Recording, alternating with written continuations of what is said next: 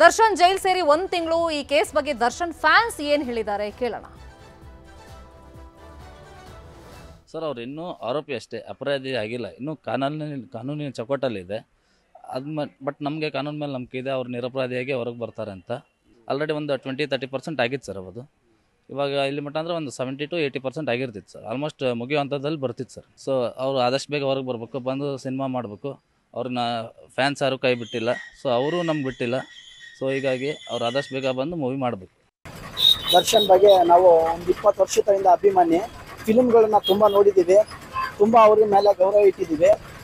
ಏನಪ್ಪ ಅಂದರೆ ಅವ್ರು ಇತ್ತೀಚೆಗೆ ಸಂಘ ಸವೆಸ ತಪ್ಪಾಗಿದೆ, ಬಟ್ ಸ್ನೇಹಿತರ ಸವೆಸ ಮಾಡಿ ಅವ್ರೇನು ಮಾಡಿದ್ದಾರೆ ತಪ್ಪಾಗಿದೆ. ಪವಿತ್ರ ಗೌಡದಿಂದ ಅವ್ರೇನಾಗಿದೆ ಅವಮಾನಕ್ಕೆ ಈಡಾಗಿದ್ದಾರೆ. ಅವ್ರ ಸವೆಸ ಬಿಟ್ಟರೆ ಅವ್ರ ಲೈಫು ಚೆನ್ನಾಗಿರುತ್ತೆ, ಅಭಿಮಾನಿ ಗೌರವಗಳು ಹೆಚ್ಚಾಗುತ್ತೆ.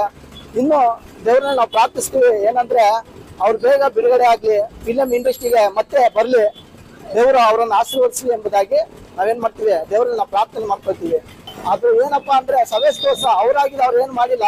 ಸವೇಸ್ ದೋಸೆ ಏನಾಗಿದೆ ಆ ಥರ ಮಾಡಿದ್ದಾರೆ. ಪವಿತ್ರ ಗೌಡನ ಸವೇಸ ಬಿಟ್ಟರೆ ಅವರು ಮುಂದೆ ಫ್ಯೂಚರ್ ಇನ್ನೂ ಚೆನ್ನಾಗಿರ್ತದೆ, ಅಭಿಮಾನಿಗಳಿಗೂ ಗೌರವ.